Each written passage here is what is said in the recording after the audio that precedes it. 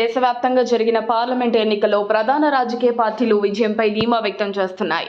ఇప్పటికే వరుసగా 2 సార్లు కేంద్రంలో అధికారాన్ని సొంతం చేసుకున్న బీజేపీ పార్టీ ముచ్చటగా మూడోసారి అధికారం చేపడతామని ఎన్డీఏ కూటమి ఆశాభావంతో ఉంది. కొన్ని కారణాల వల్ల దేశంలో బీజేపీ డౌన్ ఫాల్ అయిందని మౌత్ టాక్ నడుస్తోంది. దీంతో తమ కూటమికి ప్రజలు పట్టం కడతారని ఇండియా కూటమి బాస్ కాంగ్రెస్ అగ్రనేత రాహుల్ గాంధీ సంచలన వ్యాఖ్యలు చేశారు.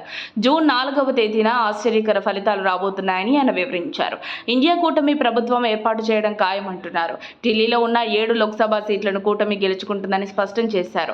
రాహుల్ గాంధీ గురువారం నాడు ఆంధ్ర భవన్ వచ్చారు. అక్కడ అటూ ఇటూ కలియ తిరిగారు. అనంతరం ఆంధ్ర క్యాంటీన్లో భోజనం చేశారు. తర్వాత మాట్లాడుతూ ప్రధాని మోదీ బీజేపీ సర్కార్పై తీవ్ర విమర్శలు చేశారు. భారత రాజ్యాంగం మార్చాలని బీజేపీ అనుకుంటుందని సందేహం వ్యక్తం చేశారు. రిజర్వేషన్ల అంశం తెరపైకి తీసుకొచ్చారని రాహుల్ గాంధీ విమర్శించారు. రిజర్వేషన్లను రద్దు చేస్తామని స్పష్టం చేశారు. దేశంలో 90% పేదలున్నారని రాహుల్ గుర్తు చేశారు.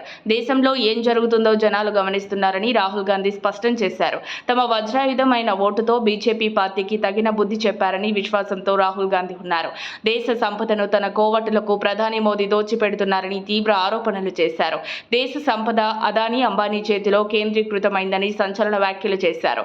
మరి దేశంలో బీజేపీ గ్రాఫ్ తగ్గిందా? 4న వెలువడే ఫలితాలతో తేలిపోనుంది. మరిన్ని అప్డేట్స్ కోసం మా కాయ్ టీవీని సబ్స్క్రైబ్ చేసుకోండి. మా వీడియో కనుక మీకు నచ్చినట్లయితే లైక్ చేయండి, షేర్ చేయండి. మీ విలువైన అభిప్రాయాలను కామెంట్ బాక్స్లో తెలియజేయండి.